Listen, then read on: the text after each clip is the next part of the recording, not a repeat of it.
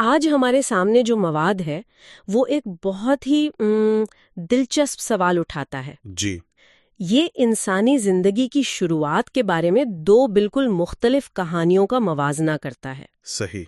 ایک طرف تو جدید سائنس ہے، جی جس کی صدیوں پر محیط تاریخ ہے، غلطیوں اور دریافتوں سے بھری ہوئی، جی اور دوسری طرف 7ویں صدی کا ایک قدیم متن یعنی قرآن، جس میں اسی موضوع پر ایک بہت ہی مختصر بیان ہے۔ اور دیکھیں، یہاں مرکزی سوال صرف یہ نہیں ہے کہ کون صحیح ہے اور کون غلط، اچھا، بلکہ یہ علم کے دو مختلف طریقوں کو سمجھنے کی کوشش ہے۔ ایک راستہ مشاہدے کا ہے، تجربے کا ہے اور مسلسل اصلاح کا، جی جو سائنس کا راستہ ہے۔ جی دوسرا راستہ وحی کا ہے، جو حتمی ہونے کا دعویٰ کرتا ہے۔ تو یہ مواد ہمیں دعوت دیتا ہے کہ ہم دیکھیں کہ یہ دونوں راستے کہاں ایک دوسرے سے الگ ہوتے ہیں اور کہاں حیران کن طور پر ایک دوسرے سے ملتے ہیں۔ بالکل۔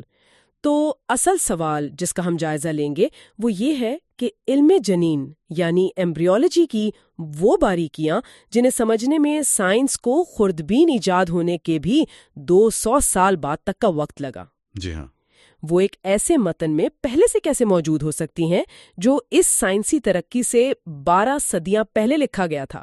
آئیے اس کی گہرائی میں اترتے ہیں۔ اس کہانی کو سمجھنے کے لیے ہمیں پہلے یورپ کے سائنسی سفر کو دیکھنا ہوگا، جو ہماری توقع سے کہیں زیادہ سست اور دلچسپ موڑوں سے بھرا ہوا تھا۔ یہاں سے بات واقعی دلچسپ ہوتی ہے۔ جو مواد ہمارے پاس ہے اس کے مطابق یہ سفر 17ویں صدی سے شروع ہوتا ہے۔ ولیم ہاروی کا نام تو ہم سب نے سنا ہے۔ جی، جنہوں نے خون کی گردش کا نظام دریافت کیا تھا، ایک بہت بڑی کامیابی تھی۔ بالکل، لیکن جب انہوں نے انسانی تخلیق پر تحقیق کی تو وہ بالکل ابتدائی سطح پر تھیں۔ 1651 میں ان کا خیال تھا کہ بچہ رحم کی رطوبت سے بنتا ہے۔ جی، اور یہ اس وقت کے حساب سے ایک منطقی اندازہ تھا، لیکن آج ہم جانتے ہیں کہ یہ بالکل غلط تھا۔ تو پھر اگلا قدم کیا تھا؟ اس کے بعد ایک بڑی پیش رفت ہوئی جب 1967 میں پہلی بار مائکروسکوپ کے نیچے سپرم کو حرکت کرتے ہوئے دیکھا گیا۔ اچھا، تو پھر تو سب کچھ واضح ہو گیا ہوگا۔ جی نہیں، یہی تو سب سے دلچسپ بات ہے۔ حقیقت اس کے برعکس ہے۔ اس مشاہدے نے سائنس کو 1 صدی سے زیادہ عرصے کے لیے ایک بالکل غلط راستے پر ڈال دیا۔ 1 منٹ، کیا میں نے صحیح سمجھا؟ مطلب پہلی بار سپرم کو دیکھنے سے مدد ملنے کے بجائے سائنسدان مزید الجھ گئے؟ یہ کیسے ہوا؟ یہاں انسانی نفسیات کا ایک دلچسپ پہلو سامنے آتا ہے۔ جب سائنسدانوں نے سپرم کو حرکت کرتے دیکھا تو انہیں لگا کہ زندگی کا پورا راز اسی ایک خلیے میں چھپا ہے۔ مطلب یہ کہ یہی متحرک جزو ہے۔ بالکل، اور یہ کہ عورت کا کردار صرف ایک غیر فعال زمین جیسا ہے جس بیج کو پروان چڑھاتی ہے۔ اس سوچ سے ایک بہت ہی عجیب نظریہ پیدا ہوا۔ کون سا نظریہ؟ اسے پری فارمیشن تھیوری کہتے ہیں۔ اچھا، یہ وہی نظریہ ہے جس کے مطابق سپرم کے اندر ایک مکمل ننھا انسان پہلے سے موجود ہوتا ہے جو بس رحم میں جا کے بڑا ہو جاتا ہے۔ جی بالکل یہی۔ مطلب وہ یہ سوچتے تھے کہ ہر مرد کے اندر اربوں چھوٹے چھوٹے انسان موجود ہیں جو نسل در نسل بس ایک دوسرے کے اندر پیک ہیں۔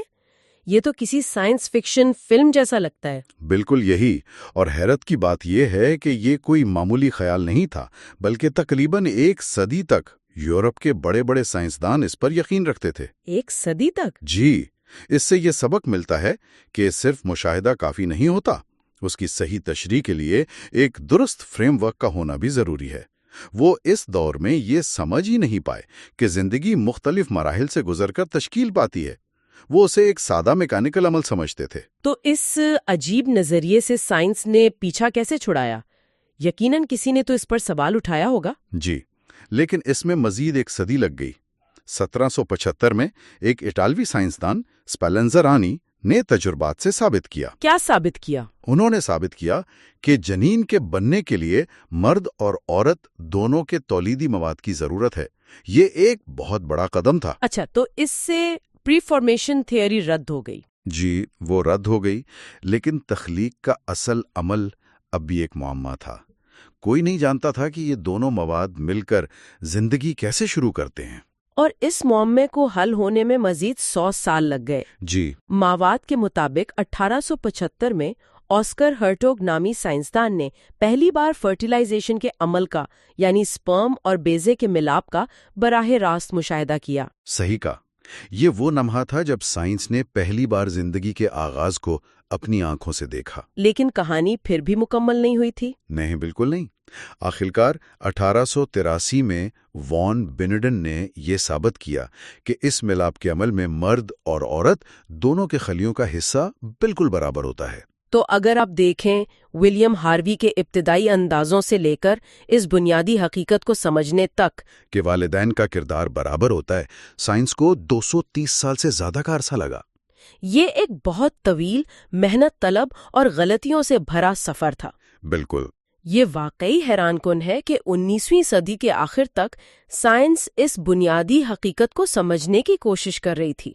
اب ذرا تصور کریں کہ اسی موضوع پر اس سے بھی 1200 سال پہلے ایک بالکل مختلف ماحول میں عرب کے صحرا میں کیا کہا جا رہا تھا۔ یہ اس گفتگو کا سب سے اہم موڑ ہے۔ قرآن کی جو سب سے پہلی آیات نازل ہوئیں، ان کا آغاز ہی تخلیق کے ذکر سے ہوتا ہے۔ اقرا بسم ربک الذی خلق، خلق الانسان من علق۔ پڑھ اپنے رب کے نام سے جس نے پیدا کیا، انسان کو علق سے پیدا کیا۔ یہاں یہ لفظ علق مرکزی حیثیت رکھتا ہے۔ 7ویں صدی میں جب نہ کوئی مائکروسکوپ تھا، نہ علم جنین کا کوئی تصور، تو اس لفظ کا انتخاب کیوں کیا گیا اور اس کا مطلب کیا ہے؟ یہی وہ سوال ہے جس پر مواد ہمیں غور کرنے کی دعوت دیتا ہے۔ عربی زبان میں لفظ علق کے ایک نہیں بلکہ 3 الگ الگ معنی ہیں۔ 3 معنی؟ اچھا۔ جی، اور تینوں ہی بہت دلچسپ ہیں۔ پہلا معنی ہے چپکنے والی چیز یا a clinging substance۔ دوسرا معنی جونک ہے، وہ کیڑا جو کسی جاندار سے چپک کر اس کا خون چوستا ہے۔ صحیح۔ اور تیسرا معنی ہے خون کا لوتھڑا یا a clot of blood۔ اب یہاں سے چیزیں غیر معمولی ہو جاتی ہیں۔ اگر ہم ان تینوں معنی کو جدید علم جنین کی روشنی میں دیکھیں تو یہ حیران کن حد تک درست نظر آتے ہیں۔ کیسے؟ دیکھیں، فرٹیلائزیشن کے بعد ابتدائی جنین، جسے بلاسٹوسسٹ کہتے ہیں، وہ رحم کی دیوار سے جڑتا یا چپکتا ہے۔ اچھا، اس عمل کو امپلانٹیشن کہتے ہیں، ٹھیک؟ بالکل۔ تو یہ بالکل پہلے معنی چپکنے والی چیز کے مطابق ہے۔ ٹھیک ہے، یہ تو ایک مطابقت ہو گئی، لیکن جونک والے معنی کا کیا تعلق ہے؟ یہ تو تھوڑا عجیب لگتا ہے۔ یہ اس سے بھی زیادہ حیران کن ہے۔ حمل کے ابتدائی ہفتوں میں جنین کی ظاہری شکل ایک چھوٹی سی جونک سے بہت ملتی جلتی ہے۔ صرف شکل؟ نہیں، صرف شکل ہی نہیں بلکہ اس کا کام بھی جونک جیسا ہوتا ہے۔ وہ رحم کی دیوار سے چپک کر ماں کے خون کی نالیوں سے اپنی خوراک اور آکسیجن حاصل کرتا ہے، بالکل اسی طرح جیسے جونک کسی دوسرے جاندار کا خون چوستی ہے۔ اچھا، خون کا لوتھڑا والا تیسرا معنی تو تھوڑا عام فہم لگتا ہے۔ کیا قدیم تہذیبوں میں جیسے یونانیوں کے ہاں ایسا تصور پہلے سے موجود نہیں تھا کہ زندگی خون کے جمنے سے شروع ہوتی ہے؟ اس میں خاص بات کیا ہے؟ بہت اچھا سوال ہے، اور آپ بالکل ٹھیک کہہ رہی ہیں، یہ تصور موجود تھا۔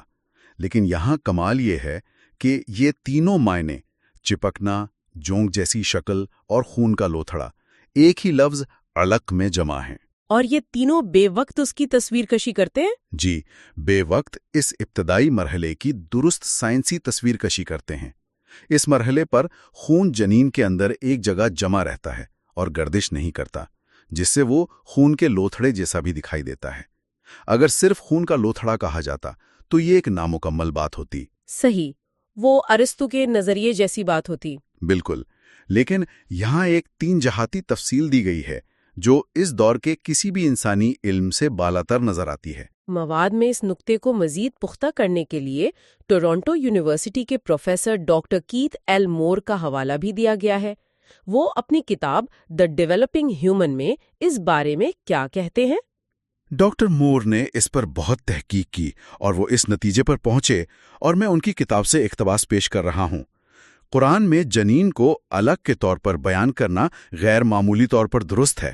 غیر معمولی طور پر درست؟ جی، انہوں نے یہ بھی کہا کہ سائنس کی حالیہ ترقی سے پہلے ان آیات کی اس قدر درست تشریح ممکن ہی نہیں تھی۔ یہ ایک جدید غیر مسلم سائنسدان کی طرف سے ایک عجیب متن کے بارے میں ایک بہت بڑا بیان ہے۔ بہت بڑا بیان ہے۔ تو اس سب کا کیا مطلب ہے؟ ایک طرف ہمارے پاس صدیوں پر محیط سائنسی کوششیں ہیں جو پری فارمیشن تھیوری جیسے عجیب و غریب غلط نظریات سے بھری ہوئی تھیں، اور دوسری طرف 7ویں صدی کا ایک لفظ علق جس کے تینوں معنی جدید سائنس کی دریافت کردہ حقیقتوں سے مکمل مطابقت رکھتے ہیں۔ یہاں یہ دیکھنا بھی اہم ہے کہ سائنسی علم کی فطرت ہی غلط ہونے کی گنجائش رکھنا ہے۔ ہر نظریہ اس شرط پر پیش کیا جاتا ہے کہ نیا ثبوت اسے بدل سکتا ہے۔ جی، یہ ایک خود کو درست کرنے والا عمل ہے۔ بالکل۔ ولیم ہاروی سے لے کر وان بینیڈن تک ہر سائنسدان نے پچھلے کام پر تعمیر کی یا اسے مسترد کیا۔ اس کے برعکس وہی پر مبنی علم حتمی اور ناقابل ترمیم ہونے کا دعویٰ کرتا ہے۔ یہ دو مختلف فلسفے ہیں جو یہاں ٹکرا رہے ہیں۔ تو یہ صرف اس بارے میں نہیں ہے کہ کس نے پہلے بتایا، بلکہ یہ علم حاصل کرنے کے دو بالکل مختلف طریقوں کا ٹکراؤ ہے۔ ایک میں انسان آہستہ آہستہ ٹھوکریں کھا کر سچائی کی طرف بڑھتا ہے، اور دوسرے میں سچائی کو ایک مکمل شکل میں پیش کرنے کا دعویٰ کیا جاتا ہے۔ صحیح؟ بالکل۔ اور مواد یہ دلیل پیش کرتا ہے کہ اگر یہ بیان انسانی قیاس آرائی پر مبنی ہوتا تو اس میں لازماً اس دور کی سائنسی غلط فہمیاں شامل ہوتی۔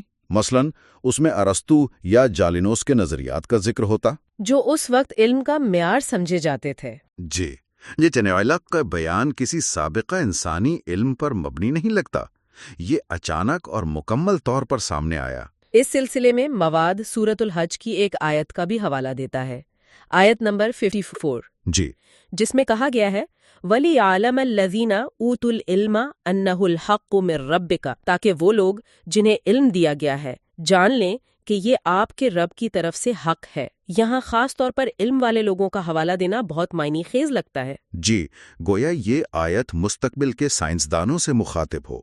اس کی تشریح اسی طرح کی جاتی ہے کہ یہ ایک ایسی حقیقت ہے جس کی تصدیق وہی لوگ کر سکیں گے جن کے پاس اسے سمجھنے کا علم ہوگا۔ 7ویں صدی میں تو یہ ممکن نہیں تھا۔ بالکل ممکن نہیں تھا، لیکن 19ویں اور 20ویں صدی میں جب علم جنین نے ترقی کی تو اس آیت کا مفہوم واضح ہونے لگا۔ اور یہ سوچنے کی بات ہے کہ اس پورے سائنسی سفر میں کتنے ذہین دماغ پوری سنجیدگی سے بالکل غلط نظریات پر یقین رکھتے تھے۔ یہ ہمیں یاد دلاتا ہے کہ آج ہم جن سائنسی حقائق کو حتمی سمجھتے ہیں، شاید 200 سال بعد لوگ ان میں سے کچھ پر بھی ہنسیں۔ یہ سائنس کی خوبصورتی بھی ہے اور اس کی حد بھی، یہ ہمیشہ ارتقا پذیر رہتی ہے۔ لیکن یہاں جو تقابل پیش کیا جا رہا ہے وہ یہ ہے کہ ایک قدیم متن میں ایک ایسا بیان موجود ہے جو وقت کے ساتھ غلط ثابت ہونے کے بجائے مزید درست اور گہرا ثابت ہوتا جا رہا ہے۔ آج کی اس گفتگو کا سب سے حیران کن پہلو میرے لیے یہی تقابل تھا۔ ایک طرف انسانی علم کا سست، ٹھوکروں بھرا اور بعض اوقات مزاحیہ حد تک غلط سفر، جی، اور دوسری طرف ایک قدیم متن کی غیر معمولی کثیر الجہتی درستگی، یہ واقعی سوچنے پر مجبور کرتا ہے۔ اور یہ مواد ہمیں ایک آخری سوچ کے ساتھ چھوڑتا ہے۔ اس میں کہا گیا ہے کہ قرآن کوئی سائنس کی کتاب نہیں ہے، اس کا مقصد سائنس سکھانا نہیں بلکہ انسان کو اس کے خالق کی نشانیاں دکھانا ہے۔ بولتا ہے اگر انسانی زندگی کے آغاز کے بارے میں اتنی درست تفصیل موجود ہے جو صرف جدید ٹیکنالوجی سے ہی معلوم ہو سکی، تو قدیم متون میں بیان کردہ دیگر قدرتی مظاہر مثلاً کائنات کی تخلیق یا پہاڑوں کے کردار کو جدید علم کی روشنی میں کس نظر سے دیکھا جا سکتا ہے؟ یہ ایک ایسا سوال ہے جو مزید تحقیق اور غور و فکر کا متقاضی ہے۔